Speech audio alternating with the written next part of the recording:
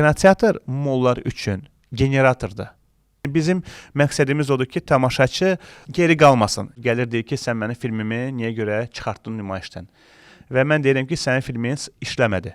Sizcə niyə Azərbaycanda heç olmasa 1-2 dənə də olsa dublyaj edən bir şirkət yoxdur? Mən də istəyirəm ki, övladım Azərbaycanca gəlsin, film izləsin. 10 il ondan qabaq yol nəqliyyatı, metro və ya avtobus 20 qəpik idisə, indi artıq 40-50 qəpik arasında dəyişir. Bu o deməkdir ki, 150% qiymət dəyişimi var. Amma bizdə isə cəmi 1 manat dəyişib, o demək ki, 8 manat əvəzinə olub 9 manat. Kinoteatrların fəaliyyəti heç vaxt streaming platformalardan asılı olmayacaq. Kino böyük bir industriyadır.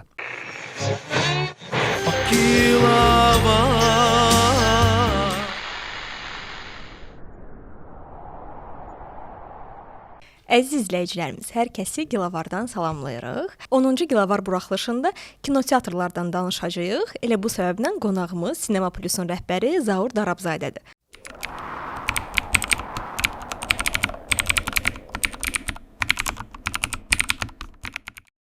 Xoş gəlmisiniz Zaur bəy. Xoş gördük. Çox sağ olun dəvət etdiyiniz üçün. İnanıram ki, maraqlı bir danışıq, maraqlı bir görüş olacaq. Biz də inanırıq. Adətən biz suallarımızı birbaşa keçid edirik. Ona görə istəyirəm ki, elə vaxt itirmədən mövzumuza keçid edək. Məmnuniyyətlə. Bu gün Azərbaycan tamaşaçısı kinoteatrda nəyə baxır? Nə maraqlıdır kütləyə? Hansı janrlar, hansı kinolar daha çox tələb olunanlar siyahısındadır? Baxır ümumiyyətlə kütlənin yaş kateqoriyasına. Çünki deyək ki, təbii ki, uşaqlar gəlir cizgi filmlərinə, daha çox animasiya filmlərinə baxırlar. Bir müddət dünyada belə bir tendensiya var idi. Hamısı gəlib baxırdı komediya filmlərinə. Amma son illər dünyada ən çox baxılan filmlər arasında həm komediya, həm də qorxu filmləridir. Bu illər isə biz Azərbaycanda son, yəni deyək ki, bir il ərzində onu müşahidə etdik ki, burada həm müxtəlif komiks filmləri var, daha çox baxılan. Avatar filmi məsəl üçün, Avatar filminin son buraxılışı deyək ki, daha uğurlu oldu və bu kimi filmlər heç də pis baxılmır. Yerli filmlərimizin kinoteatr müstəvidən vəziyyətinə nəzər salsaq, necə bir mənzərə görürük? Yerli filmlərimiz, yerli film istehsalçılarımız kinoteatrdan qazanc əldə edə bilirlər? Bəli, elə də bilirlər. Niyə də yox? Bəzən hansısa yerli istehsalçı bir film çəkir. Heç biz öz gözləmədiyimiz halda həmin filmin çox gözəl, deyək ki, kinoteatr dilində box office adlanan belə bir termin var da. Yəni daha çox box office olur. Box office o deməkdir ki, nə qədər çox pul yığır və çox gözəl box office olur. Və biz gözləmədiyimiz halda hansısa belə bir deyək ki, biz aşağı büdcəli bir komediya filminin çox gözəl box office olur və bu adam özü də ona gözləmədiyi halda təəccüblənir ki, bu necə belə ola bilər. Bəzən də çox böyük büdcəli, düşündürə bilən bir film gəlir kinoteatra, amma ürək açan box office olmur. Bu da həm də bağlıdır bir növ Azərbaycanlı tamaşaçısının filmi təkcə kinoteatrı izləməklə bağlı deyil, kinoteatrdan öncə tanımasına bağlıdır. Çünki bütün dünyada bir film çıxmamışdan öncə artıq Azərbaycanlı vətəndaş bilir ki, növbəti ay hansı film çıxır. Çünki filmin böyük bir marketinq deyək ki, yolu olur da, bir yol xəritəsi olur. Azərbaycan istehsalçıları artıq son bir neçə ildir biz bununla bağlı müzakirələr aparırıq, dəstək oluruq, danışıqlar aparırıq ki, filmi çəkməmişdən bir neçə ay qabaq, bir 6 ay qabaq siz bunu elan etməlisiniz, bunu reklam etməlisiniz, bunun bir marketinq planı olmalıdır, bir yol xəritəsi olmalıdır, bunun PR-ı getməlidir, müxtəlif deyək ki, həm indi digital alətlərdə, həm şəhərdə, müxtəlif yerlərdə və bir istehsalçı gəlir, filmi kinoteatra təqdim edir və deyir ki, artıq kinonu gətirmişəm və inanıram ki, kino yaxşı işləyəcək, hamı buna baxacaq. Biz dedik ki, axı kinonun reklamı heç yanda yoxdur. Artıq biz də öz növbəmizdə bir tələb qoymuşuq ki, bu kinonun əgər bizə gətirirsinizsə, biz də özümüzdə kinoteatrda onun bir yerini məşğul ediriksə, digər kinonun yerinə alırıqsa, biz də reklam, marketinq, PR tələbini qoyuruq ki, mütləq bu PR, marketinq imkanları olmalıdır ki, tamaşaçı tanımalıdır. Bəzən hətta bu yaxınlarda bir dost şirkətinin rəhbəri ilə belə sual verir ki, X kinosunu sizdə bəyəm kinoteatrda gedir, mən heç məlumatım yoxdur, mən onu heç bilmirdim ki, onun kinosu çəkilib. Əlbəttə gedir, Azərbaycan istehsalıdır, gedir, baxırlar, artıq onun növbəti hissəsi də gəlir, bundan sonra növbəti hissəsi də gələcək. Yəni bu kimi hallar birbaşa PR-a bağlıdır. Bəs siz hər hansısa bir yerli film istehsalının gücləndirmək üçün hər hansı bir güzəştlər tətbiq edirsiniz onlarda? Biz kinoteatr olaraq yerli film istehsalçılarına dəstək veririk. Məsələn ki, biz onlara müəyyən məbləğlər ayırırıq. Bu məbləğlər dəyişə bilər. 20, 30, 40, 50, bəzən 100 min manat da ola bilər. Biz o məbləğləri ayırırıq. Bu bizim tərəfimizdən bir avans olaraq həmin prodüser şirkətinə və həmin istehsalçı şirkətə ayrılır ki, o film yaradıb bizim kinoteatra təqdim etsin və biz də onu tamaşaçıya təqdim edirik. Çünki biz başa düşürük ki, prodüser dövlət dəstəyi olmadan, öz gücü ilə sponsor olmadan tək bir başına bir yerə qədər gələ bilər də və bu normalda necə baş verir də? Yəni qonşu ölkələrdə götürsək onu Rusiyada, Türkiyədə, hətta Gürcüstanda bu formada baş verirdi ki, prodüser bir X məbləği sponsorlardan yığırdı, bir film çəkirdi. Sonra o filmi çəkəndən sonra müəyyən məbləğ qazanırdı. Qalan hissəsini növbəti filmi çəkirdi. Yenə əlavə sponsor cəlb edirdi. Sonra növbəti film çəkirdi, növbəti film çəkirdi. Yəni bu artıq deyək ki, 2010-cu ildə bir dəfə böyük bir film çəkib və orada artıq qazandığı məbləği yenidən həmin növbəti filmin istehsalına və dövriyyəsinə buraxmış olub və bu nəticədə son 10 il ərzində baxırsan ki, həmin prodüser şirkətini və ya həmin deyək ki, prodüserin və ya o yaradıcı bir qrupun 6-7 yeni bir filmi yaranıb. Bu da onun deməkdir ki, bir dəstək formalaşandan sonra və kinoteatr ona dəstək verəndən sonra bu onu bu formada investisiya etmiş olur. Yəni bir biznes düşünən beyin də bu formada düşünür də. Hansı bir məhsulu satandan sonra müəyyən qazancımı əldə edəndən sonra qalan investisiyamı, gəlirimi yenidən mən yatırım olaraq investisiya edirəm və bu formada davam edirəm. Bu qədər. Biz Azərbaycanda çox istehsalçılarına, çox prodüserlərə, çox rejissorlara dəstək olmuşuq və bunların arasında çoxlu filmlər olub.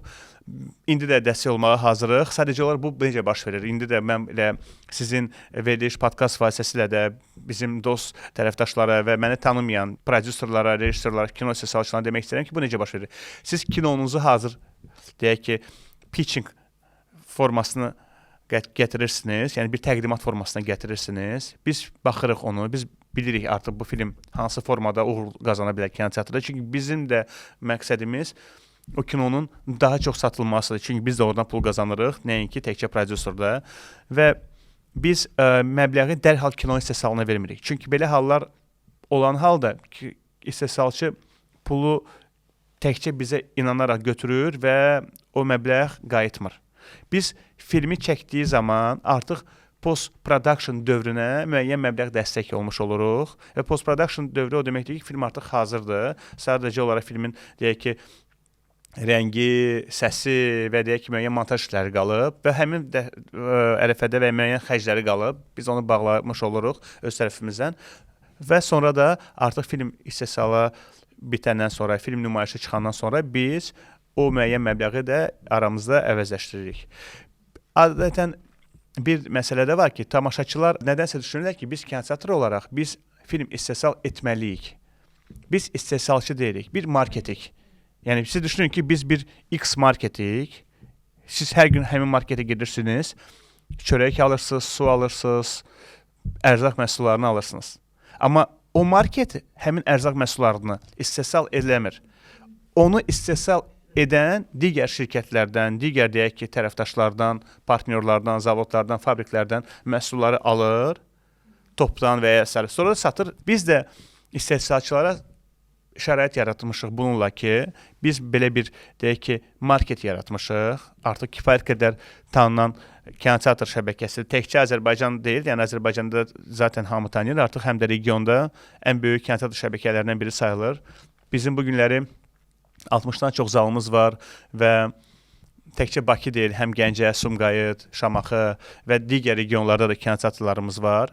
Və bu deməkdir ki, biz son, yəni artıq 12 ildir kinoteatr fəaliyyəti dövründə bəlkə 4000-ə yaxın film nümayiş etdirmişik. Yəni təxminən hər il kinoteatra bir 200-250 film nümayişə daxil olur. Bu deməkdir ki, orta hesabla həftə 4 film gəlir. Məsəl üçün bu günləri yeni 4 film artıq bizim nümayişə daxil oldu. Hər həftənin növbəti 4-cü günündə ya 3, ya 4, ya 5, bəzən hətta 6 yeni film nümayişə daxil olur. Və biz də bu formada bütün dünya standartlarına uyğun olaraq həm nümayiş planını, həm nümayiş keyfiyyətini, həm kontentin təhlükəsizliyini təmin edirik. Bir meydança demişkən, yəni sizin əsas qolunuzu təşkil eləyir alınan filmlər, xarici filmlər yəni. Bəs həmin xarici alınan filmlər öz xərcini çıxara bilir, yoxsa Sinema Plus da ancaq mənfəətini popkorn siyasətindən əldə eləyir? Əslində dünyada belə bir təcrübə və belə bir artıq bu heç kimə sir deyil. Kinoteatr kinodan pul qazanmır. Kinoteatr, biz də kinoteatr olaraq daha çox deyək ki, məbləği, daha çox mənfəəti qazanırıq ya reklamdan, ya kinoda satılan bardakı məhsullardan. Kino bardan deyək ki. Bəzən hətta şəxsən məni də qınayırlar ki, çox reklam verirsiniz, kinodan qabaq. Biz kinoya gəlirik və 10 dəqiqə reklam var. Normalda əslində biz 6-7 dəqiqə reklam olur və digər 5 dəqiqəsi filmin reklamıdır. O filmin reklamına biz qarışmırıq. Filmdəki xarici hansı bir film gəlir, bu Paramount Pictures-ın bir filmidir və Paramount Pictures növbəti 6 ay ərzində göstərilə biləcək filmlərin reklam edir öz filmdən öncə. Amma ona kimi biz də artıq satdığımız tərəfdaşlara, sponsorlara, müxtəlif deyək ki, şirkətlərə kimlərlə əməkdaşlıq edirik, onların reklamını yerləşdiririk. Bilirsiniz ki, bu günləri artıq Cinema Plus artıq 3 ilə yaxındır. Cinema Mastercard kinoteatrlar şəbəkəsi adlanır. Bizim artıq adımız birbaşa olaraq dünyanın beynəlxalq qlobal maliyyə, ödəmə, bank sistemlərində olan Mastercard şirkəti ilə əməkdaşlığımız başlayıb və bu Mastercard şirkəti ümumiyyətlə dünyada həm Çempionlar Liqası, həm Cannes festivalı, həm Berlin kino festivalı, bir çox deyək ki, böyük qlobal tədbirlərə də birbaşa partnyor dəstəkçi kimi qoşulur. Bizim də bu layihədə Mastercard, Mastercard kinoteatrlar adını bu formada brendinqini etdi və bu uzun müddətli bir brendinq deyək ki, siyasətidir. Həm onlara, həm bizə də çox maraqlı xeyir oldu. Yəni sözümün canı yenə qayıdır həmin reklam məsələsinə ki, biz bu reklamla qazanacaqlarımızı, həmin mənfəəti deyək ki, əvəzləşdiririk, tənzimləyirik, balanslayırıq. Çünki biz bir neçə həftə bundan qabaq başqa bir görüşdə bir yoldaş sual verdi ki, niyə görə siz reklam verirsiniz? Yəni mən dedim ki, biz o reklamı verməsək, ola bilər ki, biz reklamı sıfırladıq, amma onda bilet tamaşaçı sayı azalacaq, çünki bilet qiyməti də qalxacaq. Bilet normalda siz gəlib kinoya baxanda 5, 6, 7 manat ödəyirsinizsə, maksimum 8 manat ödəyirsinizsə, 3D seansı deyək ki, 9 manatsa, artıq həmin seansların qiyməti onda olmalıdır 14, 15, 16, 17 manat. Biz onunla bu deyək ki, balansı qoruyuruq. Dünya təcrübəsində bu qiymətlər necədir bəs? Yəni bizdən fərqlənir, çox fərqlənir bizdən. Bilirsiniz, dünya təcrübəsindən qiymətlər çox fərqlənir. Azərbaycan kino qiyməti qonşu ölkələrdən belə çox aşağıdır. Amma burada dünya təcrübəsinin qiymətlərinə daha çox istinad etmək olmaz. Mən onun tərəfdarı deyiləm. Heç vaxt da tərəfdarı olmamışam. Çünki dünya təcrübəsində digər ölkələrdə hər ölkənin öz iqtisadi deyək ki, yanaşması var, öz iqtisadi potensialı var, öz iqtisadi marjası var. Tutaq ki, Azərbaycanda həkimin və müəllimin əmək haqqısı və ya tələbənin stipendiyası heç də qonşu ölkələrdə olduğu kimi deyil. Amma bir var burada siz Big Mac indeksini sayırsınız. Big Mac indeksi o deməkdir ki, bütün dünyada Big Mac-ın qiymətinə baxılır və ona uyğun olaraq baxırsınız ki, Azərbaycanda Big Mac neçədir, digər ölkələrdə neçədir və ona görə kino biletini də digər ölkələrlə bir yerdə həmin deyək ki, cərgədə siz müqayisə edirsiniz. Mən hər zaman bu Big Mac indeksinə bir növ qarşı olmuşam. Çünki dediyim kimi bu indeksasiyaya baxanda digər ölkələrin iqtisadi deyək ki, vəziyyəti aşağı və yuxarı və fərqli ola bilər də. Mən Türkiyədə bu günlər iqtisadi vəziyyət tam heç də ürək açan deyil. Digər ölkələrdə dəyişir. Çünki burada onların kurs mənzənəsi var və s. Ona görə mən daha çox bu indeksə yox, mən dinamikaya baxıram. Məsəl üçün, biz dinamikanı necə təyin edirik, onu da mən necə müşahidə eləmişəm və necə görürəm.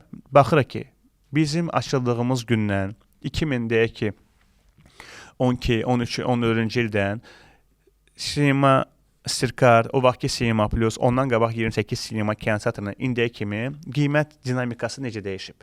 Baxırıq ki, orta biletin qiyməti yenə 6-7 manatdır. Yəni 6-7 manata tamaşaçı gəlib filmə baxa bilər. Hətta bizdə müəyyən super günlər olur, müəyyən endirimlər olur.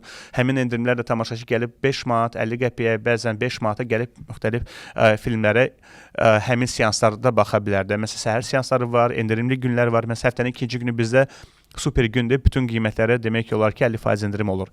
Və nəticə etibarilə əgər biz Big Mac indeksasiyasına yox, amma dinamikasına və həmin cür kinoteatr biletinin dinamikasına baxsaq, biz görürük ki, bizim biletimizin qiyməti maksimum 1 manat dəyişib. O da pandemiyadan sonra olan xərclərin çoxaldığı üçün və müəyyən xərclərin balansını qorumaq üçün biz bunu elədik. Amma eyni məsələdə həm eyni Big Mac-a və ya içdiyimiz kofe fincanına, aldığımız gündəlik əsas deyək ki, ərzaq məhsullarına qiymətinə baxanda, hətta yoldakı nəqliyyatın qiymətinə baxanda, baxırıq ki, əvvəl məsəl üçün 14 il bundan qabaq, 10 il bundan qabaq yol nəqliyyatı, metro və ya avtobus 20 qəpik idisə, indi artıq 40-50 qəpik arasında dəyişir. Bu o deməkdir ki, 150% qiymət dəyişimi var.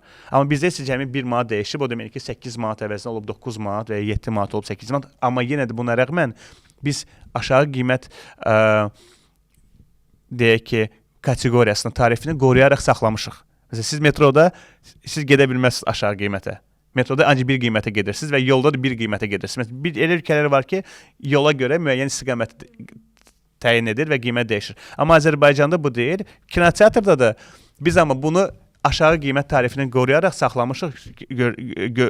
Bunu görərək, bilərək ki, Azərbaycan tamaşaçısı, tələbəsi, gənci gəlməlidir, baxmalıdır. Çünki mən də Azərbaycan vətəndaşıyam, mən də gəncəm, baxmayaraq ki, tam o yaşda da olmasam, amma yenə də biz bu istəyirik ki, bu cavanlar, yeniyetmələr, gənclər həm Gəncə şəhərində, həm Sumqayıt şəhərində gəlib kinolara baxanda, gəlib bizim kinoteatrlarda olanda dünya premyerası ilə eyni gündə nümayiş olunan filmləri görsünlər. Məsəl üçün, düşünün ki, Avatar filmi 300 milyon dollara çəkilir və dünya premyerası ilə eyni gündə Azərbaycanda nümayişə daxil olur. Məsəl üçün, biz keçən həftə qorxu filmi, Scream 7 filmini, Creek filmini, hamı belə tanıyır onu, Scream 7 filmini dünya premyerası 2 gün öncə göstərdik. İndi danışıqlar aparırıq. Aprel ayında Michael Jackson haqqında çox böyük, möhtəşəm bir filmini, Michael filmini dünya premyerası ilə eyni gündə nümayişə çıxartmaq istəyirik. Yəni bizim məqsədimiz odur ki, tamaşaçı geri qalmasın, heç də geri qalmasın. Biz istəmirik ki, biz Azərbaycan olaraq bu böyük şirkətlərdir də, bunların arasına gedir. Paramount Pictures, Universal Pictures, Disney, Sony və Warner Brothers. Bu əsas 5 şirkət dünya kino industriyasını idarə edən şirkətdir və bütün kinoteatrlar birbaşa onlara deyək ki, bağlı olan şirkətdir. Əgər olanı istehsalı dayansa bütün dünyada, kinoteatr yalnız Azərbaycan filmlərini göstərmək ilə heç vaxt kino biznesini saxlaya bilməz və ya türk filmləri göstərməklə. Və bizim məqsəd də odur ki, həmin şirkətlər Azərbaycanı dünyada 2-ci, 3-cü dərəcəli ölkələr siyasına salmasınlar. Çünki onlar kontentin təhlükəsizliyi olmadığı halda çox vacib haldır. Bu ən vacib haldır. Çünki düşünün ki, yenə eyni anda Avatar filmi 300 milyon dollara çəkilir və Azərbaycanın dünya premyerası günü gəlir. Sonra düşür internetə Azərbaycanda kontentin təhlükəsizliyi qorunmadığı üçün və həmin halda həmin şirkət Azərbaycanı bloklaya bilər və 2 il ərzində heç bir film verməyə bilər. Və bizim də məqsəd odur ki, filmlərimiz dünya premyerası ilə eyni gündə və həm də tamaşaçı heç bir geri qalmadan növbəti gün baxmağı artıq onun öz seçimidir. Amma yenə biz əgər 1 martda dünyaya çıxırsa X film, məsəl üçün Christopher Nolan filmi, Odyssey filmi var. Dünya bu yayda nümayiş olunacaq. Biz dünya premyerası ilə eyni gündə həmin filmi nümayiş etdirəcək. Amma mən görürəm ki, indi müəyyən yazışmalarda və müəyyən forumlarda, xarici səfərlərdə müəyyən biz festivallara və sərgilərə gedirik. Həmin filmi 3-4 kateqoriyaya bölüblər. Yəni, birinci Amerikada onun premyerası, sonra Avropada, sonra Asiyada, sonra Orta Asiyada, sonra Afrikada. Yəni, bu formada biz heç vaxt ona razı olmarıq və ona görə də bununla bağlı bütün standartlara uyğun çalışırıq, işimizi inkişaf etdirək. Zahir bəy, fərz eləyək ki, bir kino daxil oldu, cədvələ nümayiş olundu kinoteatrda, amma gözlənilən nəticəni vermədi, uğur qazanmadı, bilet satılmadı. Düşünürəm ki, sizin təcrübəniz genişdir və az da olsa belə hallara rast gəlmisiniz.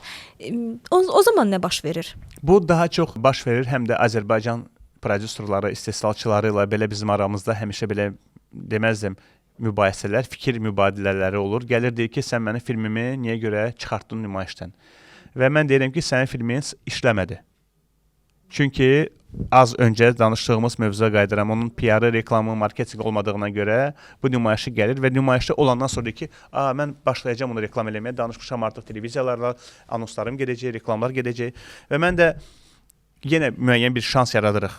Biz o filmin istehsal şeylə aramızda olan müqavilədən kənara çıxaraq biz ona yeni bir şans yaradırıq və filmin nümayişdə saxlayırıq yeni bir həftə. Bu nümayişdə işləmədiyi halda bizdə artıq orada ağıllı alqoritmlər var. O cədvəl həmin ağıllı alqoritmlərə görə hansı film daha çox işləyirsə o qalır. Məsəl üçün Avatar filmi dekabrda nümayişə çıxıb. Bu günləri artıq biz mart ayındayıq. Hələ də nümayişdədir. Yəni dekabr, yanvar, fevral, mart hələ də nümayişdədir.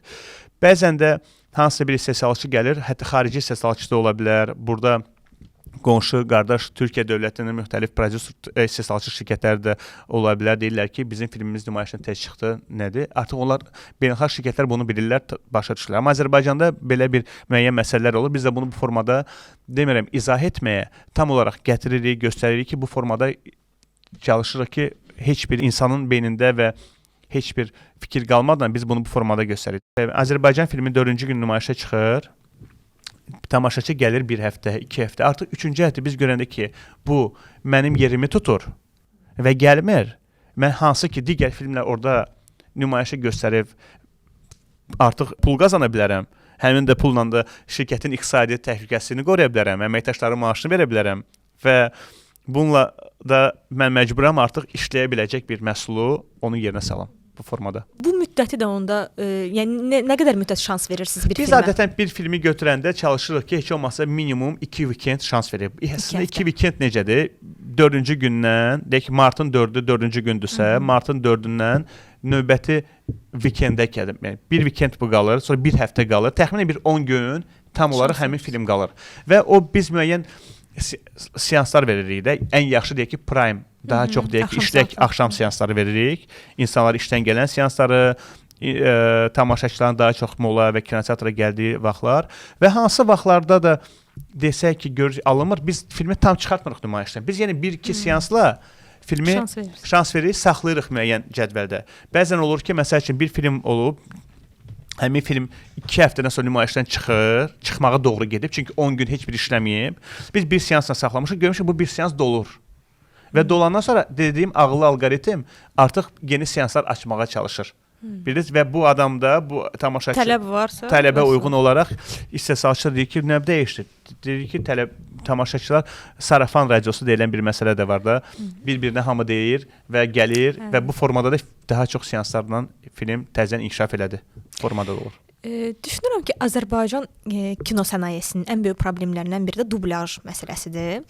Hazırda dublyajlar müəyyən televiziyalarda olunur və onların da bəzi hallarda keyfiyyəti göz önündədir.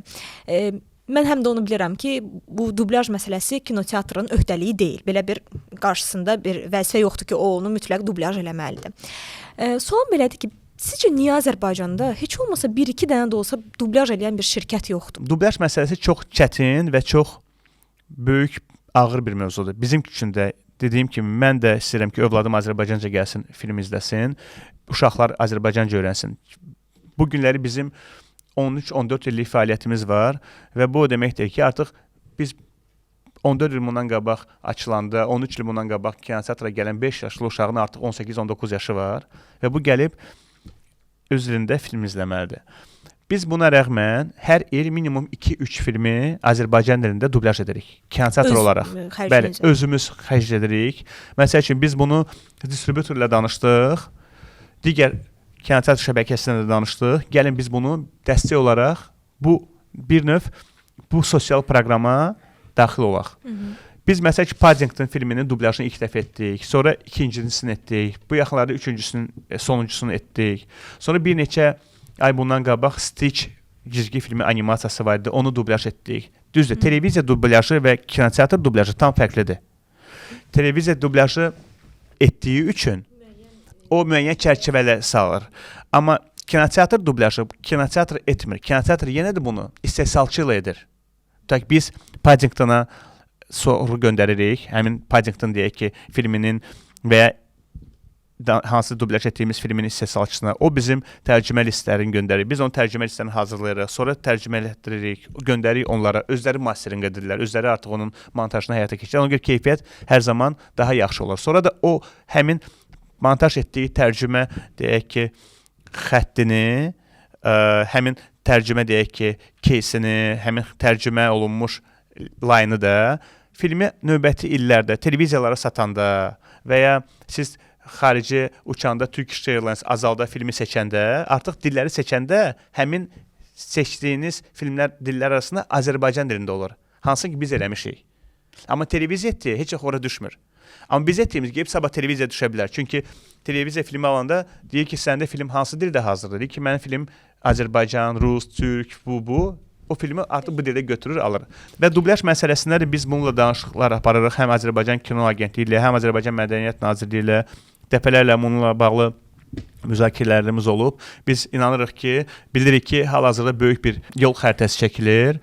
İldə 2-3 növbəti illər qaldırmaqla artıq Azərbaycanda filmlər Azərbaycan dilində nümayiş olunsun. Amma yenə də tamaşaçıya orijinal dildə baxmaq imkanını saxlayırıq. Çünki filmlər orijinal dildə mütləq nümayiş olunmalıdır. Azərbaycan alt yazıları ilə. Bizdə filmlər, bütün filmlər həm Rus, həm Türk, həm Azərbaycan dilində Azərbaycan alt yazıları ilə nümayiş olunur. Yəni biz Azərbaycan filmi nümayiş etdirdiyimiz halda Azərbaycan alt yazıları ilə orijinal dilində də filmi izləmək imkanını əldə edə bilirsiniz. Bir də burada digər məsələ var. Dublyajın 2 problemi var. Birinci problemi sizə dedim. İkinci problem də ondan ibarətdir ki, bu 5 şirkət var. Əsas filmləri verən, bir də var azad distributorlar. Yəni balaca şirkətlərdə, istehsalçılar müxtəlif ölkələrdə, Avropa ölkələri ola bilər arasında, hətta Amerikada var, amma bunlar bu əsas 5 şirkətin filmləri deyil. Bu 5 şirkət əsas onlar kino industriyasının hegemonlarıdır. Onlar sizə filmə dublyajı icazə vermirlər.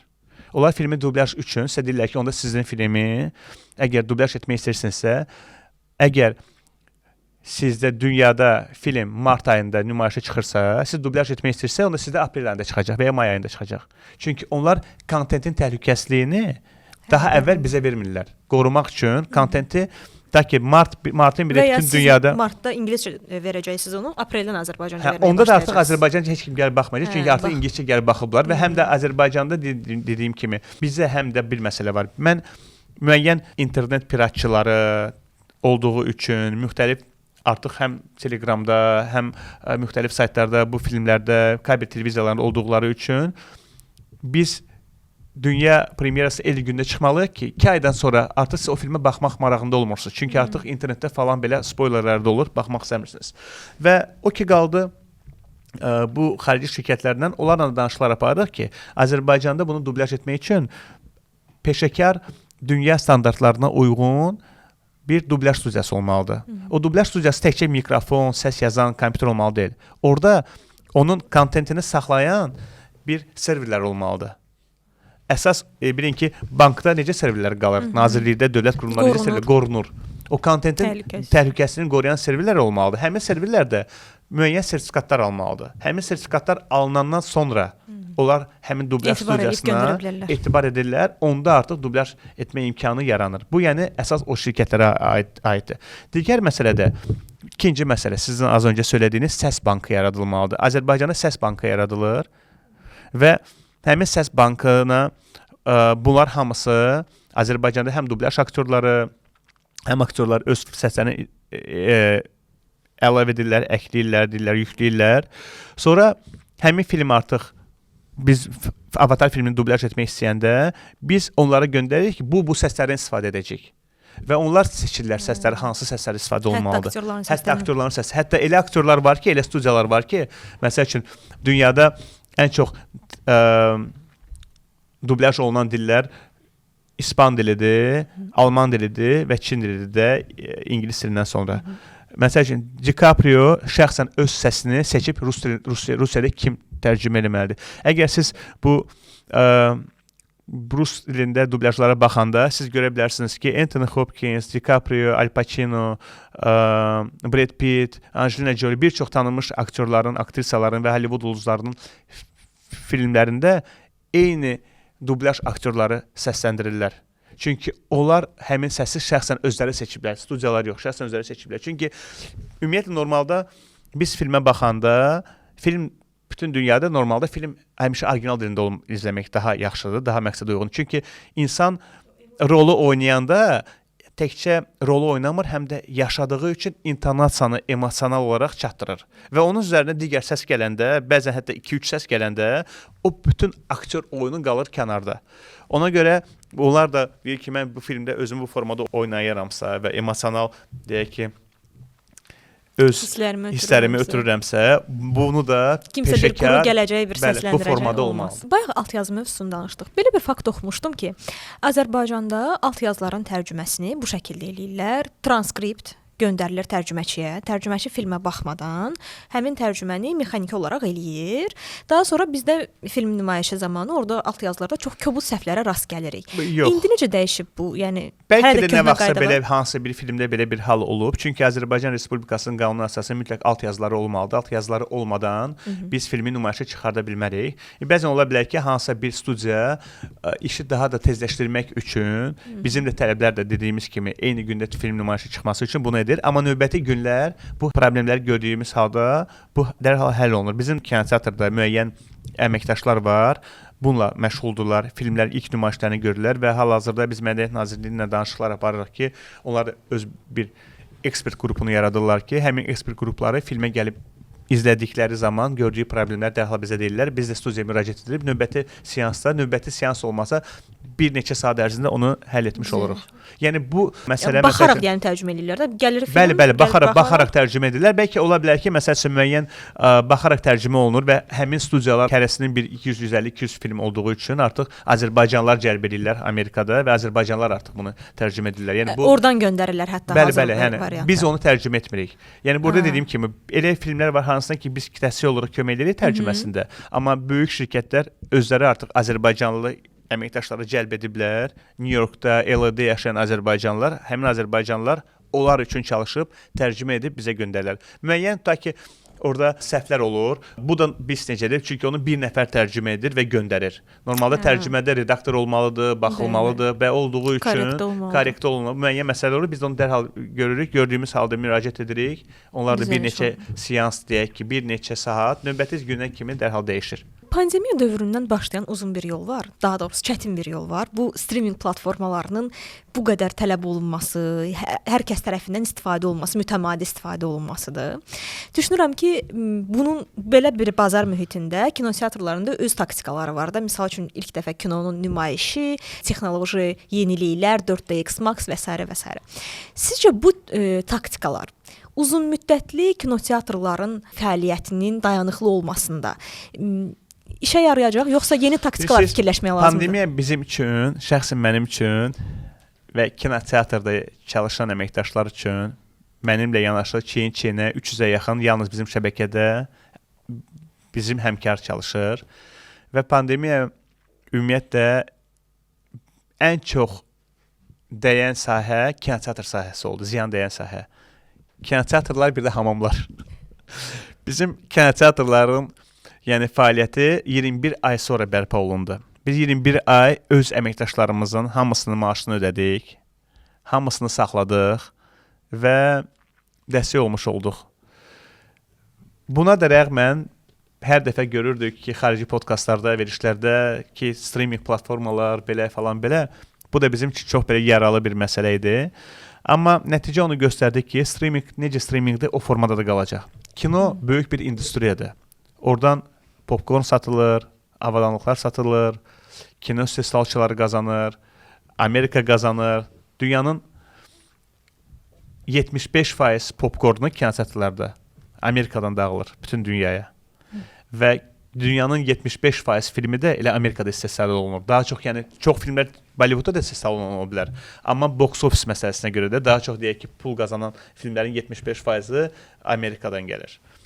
Məsələ ondan ibarətdir ki, kinoteatrların fəaliyyəti heç vaxt streaming platformalardan asılı olmayacaq. Əksinə, streaming platformalar kinoteatrlarda nümayiş olunan filmləri bir neçə ay sonra nümayiş etdirəcək. Bu il ümumiyyətlə kino teatr tarixində son 30 il ərzində ən yaxşı illərdən biri sayılır. Hətta 25 il ərzində deyək ki, ən yaxşı illərdən biri sayılır və ona görə Mən inanıram ki, tamaşaçılar kinoteatra gəldiyi zaman aldıqları zövqü heç vaxt platformalar qarşısında, kabel televiziyalar qarşısında, telefon qarşısında almayacaqlar. Və ona görə də biz kinoteatrda 4G texnologiyasını qurmuşuq. 4G zalında olmusunuz. Elə avatar orada baxmışdım. Bəli, oturacaqlarda həm vibrasiya, səs, hava, külək, müxtəlif, yəni 30-dan çox müxtəlif effekt həmin zalda hiss olunur filmə baxdığınız zaman və digər məsəl üçün zalımızda, digər filialımızda 28 mall filialında biz screening zalı etmişdik. Siz filmə baxdığınız zaman film həm sağda, həm solda da baş verir. Yəni hadisələr təkcə qarşıda deyil, bu bucaqlarda da görürsünüz və hadisələr belə baş verir. O deməkdir ki, siz sağa sola baxırsınız. Sadəcə olaraq filmə gördüyünüz zaman ekran bu formada, tam sifir deyil, amma bu formada filmə baxa bilərsiniz və böyük filmlər deyək ki, Avatar və hətta artıq animasiya filmləri də həmin formatda təqdim olunur. Sizcə bir gün, təbii ki, bu baş verməsin, amma bir gün fərz eləyək ki, bütün kinoteatrlar bağlandı Azərbaycanda. Onda kinosevərlər, ümumiyyətlə izləyicilər nələr etirər? Mən heç vaxt bu haqda düşünməmişdim. Bu o deməkdir ki, bir gün kitabxanalar bağlandı və ya bir gün, nə bilim, marketlər bağlandı və ya klinikalar bağlandı. Siz bilirsiniz, bizim elə kino tamaşaçılarımız var. Yəni o marketdən eyni həyati keyfiyyətdədir. Onlar kinonun o qədər də aşiq edirlər ki, onlar dünya premyerası ilə eyni gün, bəzən bizə bir gün öncə olduğu zaman ilk seansa gəlirlər, işdən icazə alır, ilk seansa gəlirlər, filmə izləyirlər və keçən il Azərbaycanda 2 milyona yaxın bilet satılıb. Bizim şəbəkədə, bu sir deyil, təxminən 1 milyon 300 min civarında tamaşaçı olub. Və bu tamaşaçılar təkrarlana da bilər. Amma biz bu günləri tam əminliklə bunu söyləyirəm, hər zaman da bunu demişəm, Azərbaycanda ən böyük əyləncə mərkəziyik. Biz bu günləri Azərbaycanda ən böyük əyləncə mərkəziyik ona görə ki, bizdən başqa heç bir şəbəkə, heç bir əyləncə mərkəzi il ərzində 1 milyondan çox tamaşaçı qəbul etmir. Ola bilər tutaq ki, iTicket-də çoxlu tamaşaçı bazası var, bəli, amma bunlar müxtəlif konsertlərə və müxtəlif lokasiyalara, müxtəlif məkanlara gedirlər. Bir şəbəkə deyil. Biz amma bir şəbəkə üzərindən il ərzində 1 milyondan çox tamaşaçı qəbul etmiş oluruq və bu o deməkdir ki, 1 milyon tamaşaçı gəlib film izlədiyi zaman, bəli, bu təkrarlana da bilər. Arasında deyək ki, statik bilirəm ki, təxminən 550-600 min real kinoteatr tamaşaçımız bizim hər il mütəmadi olaraq gəlir. Bu, inanmıram bu baş versin və heç bu haqda bunu heç təsəvvür etmək istəmirəm. Biz də ümid edirik, heç vaxt baş verməyəcək. Çünki kinoteatrlar bağlandığı zaman artıq molların fəaliyyəti deyək ki, zərərli olacaq. Çünki gəlin sizə bir müqayisə edim. İndiyə kimi Azərbaycanda Park Bulvara kimi açılan ticarət mərkəzlərinin yadınıza salın. Hansı ticarət mərkəzi yadınızdadır? Park Bulvara kimi? Park Bulvara qədər. Oy, xatırlamıram. Yaşım çatmır bəlkə də. Amma çox olub.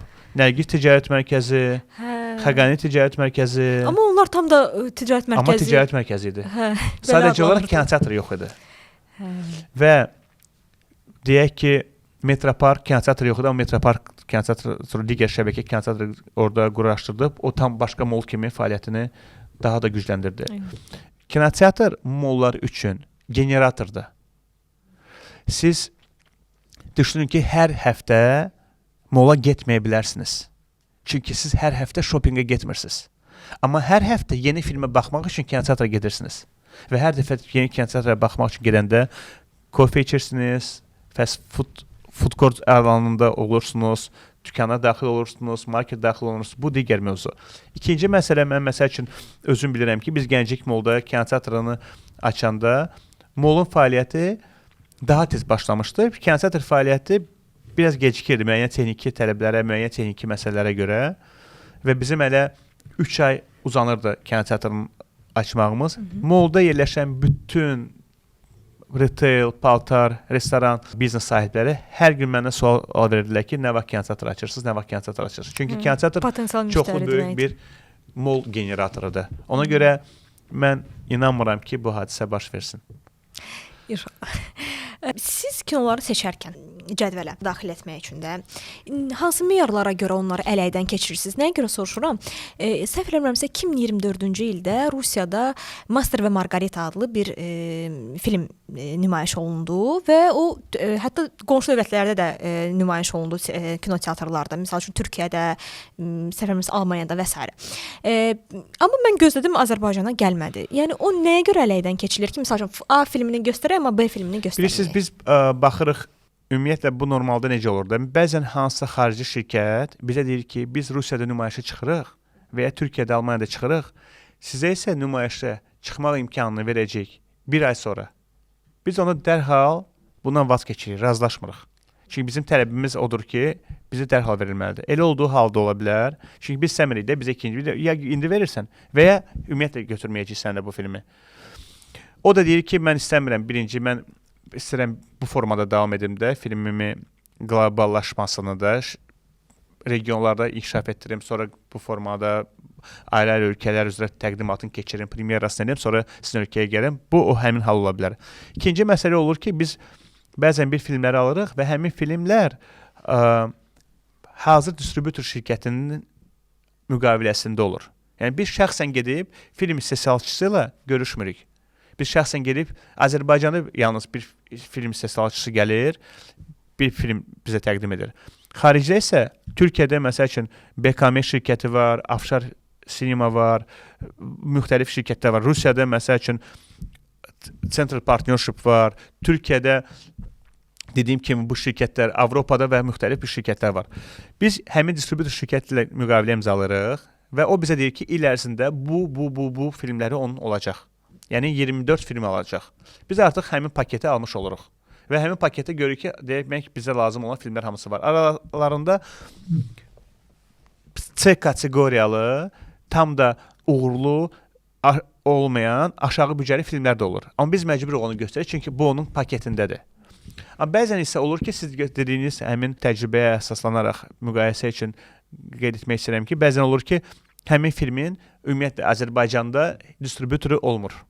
Və biz onun distributor olmadığı üçün o filmi götürə bilirik. Məsəl üçün, bu yaxınlarda belə bir təcrübə əsaslanaraq qeyd etmək istəyirəm ki, çox maraqlı, özüm də izlədim onu sonra, Nürnberg filmi var idi. Biz onu nümayiş etdirə bilmədik, çünki onun Azərbaycanda distributor yox idi. Və distributor sonra o filmi bizə nümayişə təqdim etmək istəyəndə artıq bu film bütün kabel televiziyalarında və streaming platformalarında yayımlandığı üçün biz ondan vaz keçdik. Ona görə bizim məqsəd odur ki, tamaşaçı dünya premyerası ilə eyni gündə gəlib dünya kontentini, beynəlxalq filmi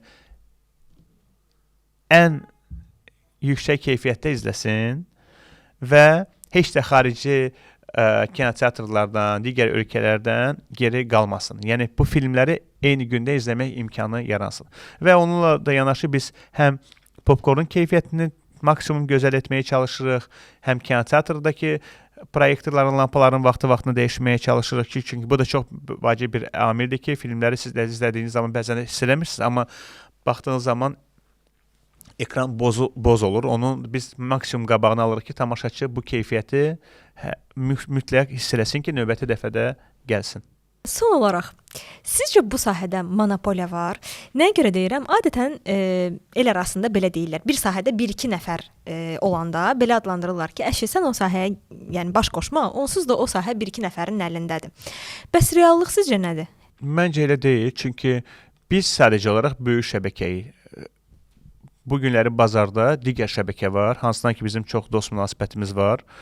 Ondan əlavə Nizami kinoteatrı var, ondan əlavə müxtəlif balaca kinoteatrlar var. Onlar müəyyən regionlarda yerləşirlər. Zirə Sinema var və müxtəlif yerlərdə belə bir kinoteatrlar var.